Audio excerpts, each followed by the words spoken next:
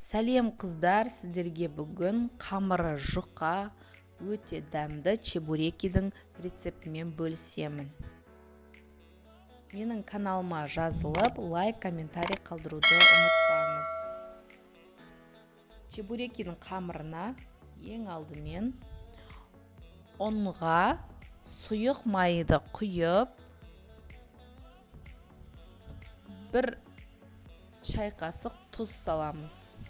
Және қайнап тұрған ыстық су құйып, қамырды илейміз. Ол үшін қасықпен араластыру керек, өйткені өте ыстық болады. Ыстық суға илегендіктен абайлап араластырыңыздар.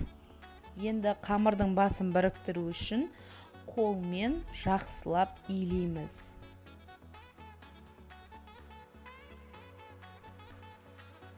Міне біздің қамырымыз дайын болды. Енді салмасын дайындаймыз. Фаршқа пияз саламыз.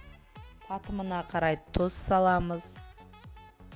Бұрыш, паприка сеуіп, үстіне су құямыз. Су құйған себебіміз біздің салмамыз сочный болып, әдемі болып шығады. Міне дайын болды. Енді қамырымызды ұзынша етіп алып, бөліктерге бөліп шығамыз. Қалауыңызша бөлсеңіз болады.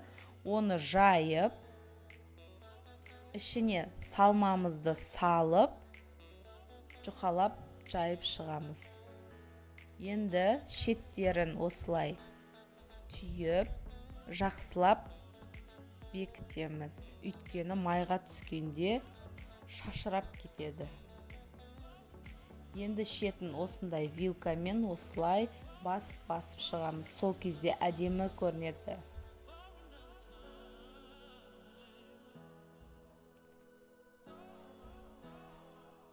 Мен екінші түріне ішіне зелень салып жасадым. Бұл да өте дәмді болады.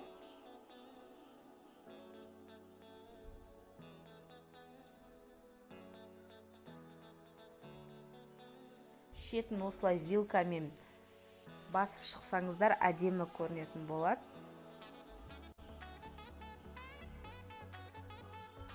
Енді майымызды қыздырып қоямыз. Қызған майымызға салып қуырамыз. Баяу отта қуыру керек, әйтпесе тез қызарып, іші піспей қалуы мүмкін. Міне біздің чебурекиларымыз дайын болды. Өте дәмді, жұмсақ, қамыры өте жұқа және сочный болып шығады. Жасап көріңіздер. Менің видеом ұнап жатса, маған тіркелуді ұмытпаңыз. Толық рецепті астына описание қалдырамын.